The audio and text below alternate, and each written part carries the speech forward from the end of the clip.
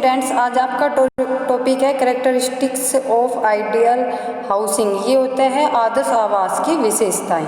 इस विशेषताएं में क्या होता है, ये आपको ये बताता है कि आदर्श जो शब्द होता है, पहले मीन्स मैं बताती हूँ आदर्श क्या होता है। आदर्श शब्द का जो उपयोग यूज़ करते हो उस श्रेणी के लिए करते हो जिसमें संपूर्णता होती है। संपूर्णता उनके दृष्टिकोण मकानों के समान आगे जाती है। वो इसलिए आगे जाती है जैसे कि फॉर एग्जांपल आप बड़े परिवार के लिए आप बड़े आवास का व्यवस्था करोगे, छोटे परिवार के लिए छोटे परिवार की आवास की व्यवस्था करते हो, तो इससे क्या होता है आपका, इसको हम आदर्श आवास बोलते हैं। इसमें आदर्श आवास हम किसे कह सकते हैं, जो हमारे प्राकृतिक जो लाभ होते हैं जैसे हवा, प्रकाश, धूप, है ना, जो आवश्यकता अनुसार हमारे हाउस में आती है, जो उसकी योजनाओं के अनुसार आवश्यकता और आदत के अनुसार उसमें लोचमयता हो, जिसका रख रखाव सफाई आसानी से तथा उसके में सुख संतोष आपको प्राप्त होता है, वो आपका क्या होता है, आदर्श आवास होता है। ऐसे ही आदर्श आवास की कुछ कैरेक्टरिस्टिक्स होती हैं जो मैं आपको उसके बारे में समझाऊंगी। फर्स्ट है आपकी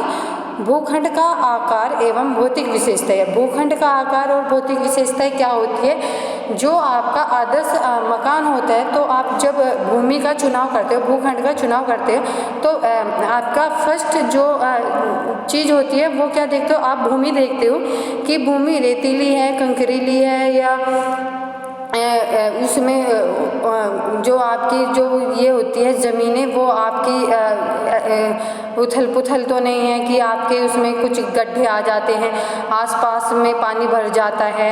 मतलब ये क्या है, छोटी छोटी चीज़ों को ध्यान में रखकर तब आप भूखंड का चुनाव करते हो, यही आपकी भौतिक विशेषताएं होती है। आप ऐसे भूखंड का चुनाव करते हो जहाँ पर हवा भी अच्छे से आती हो, पानी की सुलभता भी अच्छे से हो, और आपके जो आवास होगा, आप जो भूखंड लोगे आप, है ना, भूखंड मीन्स आप जो ज़मीन लेते हो या आप कोई प्लॉट खरीदते हो आवास बनाने के लिए, वहाँ पे सड़क की सुविधा होनी, सार्वजनिक सारी सुविधाएं होनी चाहिए, जिसमें अस्पताल, कॉलेज और आपके मेडिकल स्टोर्स ये सब होते हैं। और आपका जो आवास होगा वो आसपास होना चाहिए, जो आपका आवास होता है वो इसके आसपास होना चाहिए। और एक बात ये है, जब आप भूखंड का चुनाव करते हो तो उसमें ये देखना जरूरी है कि उसके आसपास कोई पानी का भराव तो नहीं है।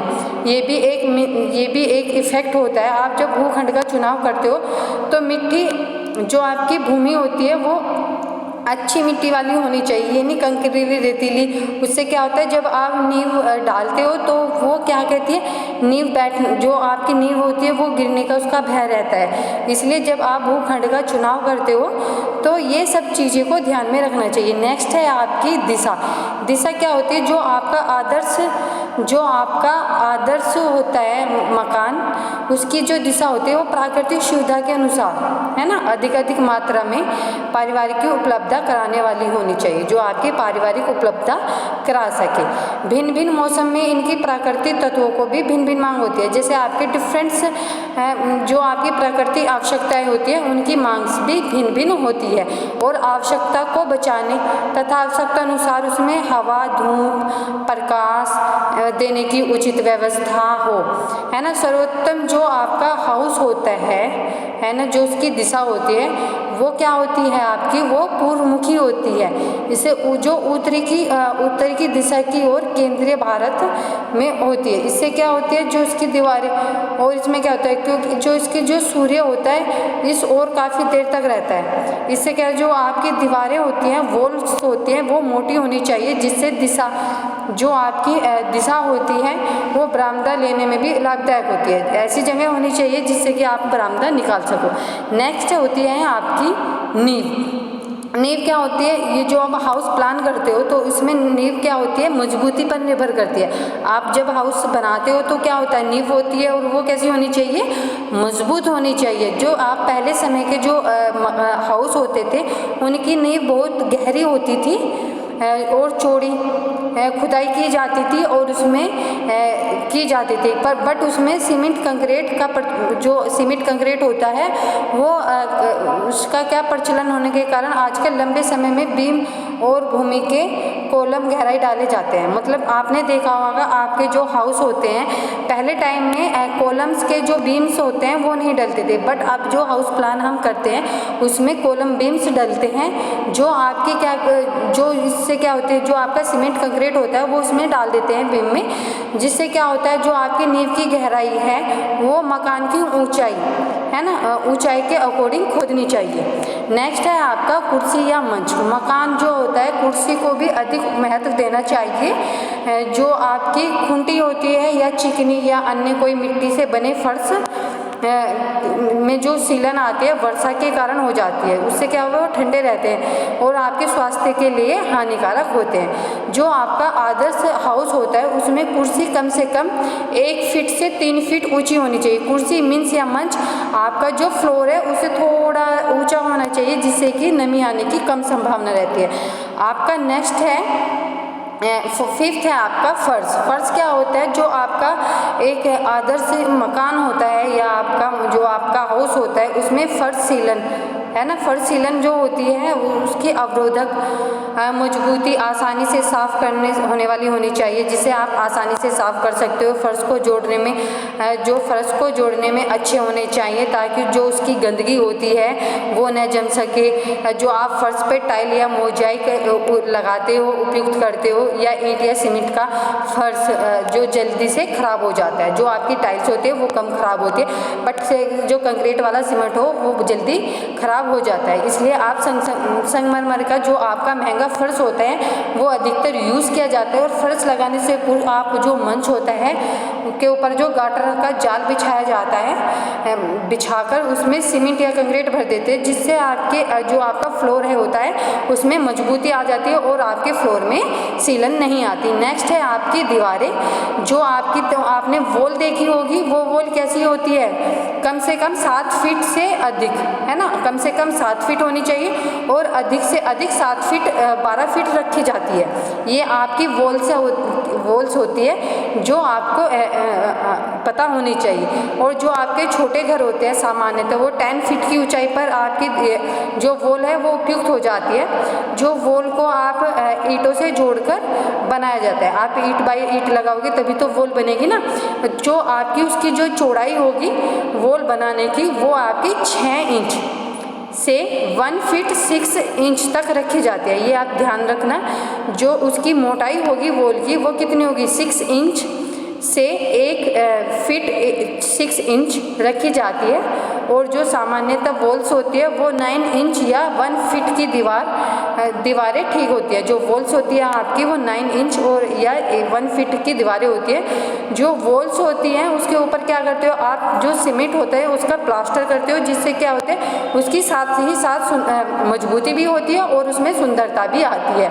और उसके ऊपर आप प्लास्टर के बाद आप फिर कलर्स कर सकते हो। लकड़ी या वॉल की कम से कम मजबूती अस्थायी होती है, बट उनका रख रखाव भी अधिक उपयुक्त रहता है। नेक्स्ट है आपकी छत। आप पहले टाइम में देखते थे लकड़ी, गाटर, फर्श, टीन, एस्बेस्टस, शीट, सीमेंट आदि की बनाई जाती थी, जो बनाई जाती है, जो छत अनुपयुक्त होती थी। तो इस बार के जो आपके क्या होता है, जो आप गाटर फर्श की छतें बनाते हो वो ठंडी रहती है, सर्दियों में वो गर्मियों में ठंडी और सर्दियों में मतलब उसमें थोड़ा इफेक्ट डलता है। जो आप आज की छतें बनाते हो वो कैसे बनाते हो, आज आप छत उसकी ऐसी बनाते हो जो आपने देखा होगा सीमेंट, कंक्रीट, सरिया इनके थ्रू बनाई जाती है, जो आपके लिए मोस्ट इम्पोर्टेंट होती है। जो आपकी जो छत होती है वो ढलाव होना चाहिए या उसमें कोई विशेष आकार बनाए जाते हैं। आप जब दूसरी मंजिल बनाते हो तो उसे चपटी बनाई जाती है। जो आपकी फर्स्ट होती है उसे ढलावार बनाते हो, जिससे क्या होता है आप जब आगे के प्लानिंग करते हो कि सेकंड आपको इस पे फ्लोर बनाना है तो वो जो उसकी छत होती है वो उसकी चपटी होनी चाहिए। नेक्स्ट है आपका खिड़कियाँ। 8 होता है आपका खिड़कियाँ में क्या जो खिड़कियाँ कैसी होती है, ये आप एक खिड़कियाँ मोस्ट इम्पोर्टेंट होती है हाउस में, वो इसकी व्यवस्था खिड़कियों की व्यवस्था भी अधिक अच्छी हो जाती है। आपको यह ध्यान रखना चाहिए कि उसकी जो कीमत होती है, दीवार की कीमत, आपकी वॉल की कीमत है ना, काफ़ी अधिक होती है। इसलिए आप उसे आवश्यकता अनुसार ही खिड़की का यूज़ करें। ये नहीं कि आप एक रूम में 10 विंडो लगा दी तो क्या फ़ायदा है, कुछ भी फ़ायदा नहीं है। तो इसलिए जितने उस रूम में, एक रूम में जितनी वॉल की आपको आवश्यकता लगे, 1 या 2, तो आप उतनी ही वॉल की आप अपनी उस पे वॉल पर आप खिड़कियाँ, विंडो लगा सकते हो। और इसमें जो होती है आवश्यकता अनुसार गर्म तथा जो आपकी सूक्ष्म क्षेत्र होते हैं, उसकी जो खिड़कियों का क्षेत्रफल होता है कमरे के क्षेत्रफल से काफ़ी कम होता है, कम से कम 8% होना चाहिए। जो उसका क्षेत्रफल होगा कमरे का, वो कम से कम 8% होना चाहिए। इससे क्या होता है, जो आपका मकान होता है वो आपके लिए सुख और स्वास्थ्यप्रद होता रहता है। गर्म और जो नम वाले क्षेत्र होते हैं, उसके जो कमरे का कुल क्षेत्रफल होता है वो 13% होना चाहिए। इससे क्या होता है, आपको मजबूती होनी चाहिए। आपकी जो विंडो होती है वो लोहे की चौखट से मजबूती आती है। आपकी जो विंडोज़ होती है उसकी जो सुरक्षा को दृष्टिकोण में रखकर ही आप उसकी मजबूती का कर सकते हो। 9 है आपका दरवाजे दीवार जो आपकी वॉल होती है उसके सिरे पर होने चाहिए। ठीक है, जो आपकी वॉल होती है, आप जो डोर बनाते हो वो उसके वॉल के सिरे से होने चाहिए। जो आपका संवहन के स्थान की बचत हो जाती है। संवहन आप उसको बोलते हैं आने जाने का स्थान। तो आने जाने की सुविधा भी आप बचा सकते हो, है ना। जो आपकी गवर्नमेंट होती है, इंडिया गवर्नमेंट, जब उनका इंडियन गवर्नमेंट भारत सरकार ने निर्माण किया था, उस आवास के जो आवास मंत्रालय के अकॉर्डिंग जो आपकी वॉल की जो डोर की ऊंचाई होती है वो सामान्यतः 6 फीट 6 इंच की चौखट कम से कम होनी चाहिए। जो क्या होगा, जो डोर की वो होती है, जो ऊंचाई होती है वो आपको कंफर्म होनी चाहिए, 6 फीट 6 इंच कम से कम होनी चाहिए। जो आपकी वॉल की चौड़ाई कम से कम 2 फीट 6 इंच होनी चाहिए। ये नोट कर लेना आप, 2 फीट 6 इंच होनी चाहिए। जो आपकी वॉल की चौखट होती है वो मजबूत होनी चाहिए। और जो आपके डोर के पल्ले होते हैं, 1 साइड या 2 साइड होते हैं, वो देखने चाहिए। और एकांतर की दृष्टि में एक पल्ले वाला डोर मोस्ट इम्पोर्टेंट उपयुक्त रहता है। जो आपको प्रवेश करने पर 2 पल्ले के दरवाजे भी होने चाहिए। जो आपका मेन एंटर है वहाँ पे 2 पल्ले वाला डोर लगाया जाता है, बट आप रूम में एक पल्ले वाला डोर ही बेनिफिट्स रहता है। 10th है आपका वायु विजन, जिसको आप बोलते हैं वेंटिलेशन क्या होता है, ये घर में मतलब यूज़ जो कमरों में वायु विजन आपका वेंटिलेशन होता है वो अच्छी व्यवस्था और होनी चाहिए। जो आपका वायु विजन होता है वो कमरे में रोशनदान, है ना, जिसको आप रोशनदान बोलते हैं, वो प्रयुक्त संख्या में होना चाहिए। जो रोशनदान होता है वो जो आपका वेंटिलेशन होता है वो दरवाजे के ऊपर और छत से थोड़ा नीचे बनाया जाता है, ताकि संवहन श्वास पर जो प्रक्रिया द्वारा छोड़ी जाती है की गई हवा गर्म और हल्की होने से ऊपर जाती है, और वो जो आपका वेंटिलेशन होता है उसके थ्रू वो बाहर निकल जाती है। और जो शुद्ध वायु का आना जाना होता है वो खिड़कियों के आमने सामने होना चाहिए। नेक्स्ट है आपका पानी का प्रबंध, जिसको आप वाटर सप्लाई बोलते हैं। जो आपका वो होता है आदर्श मकान होता है, उसमें पानी का उचित व्यवस्था होनी चाहिए।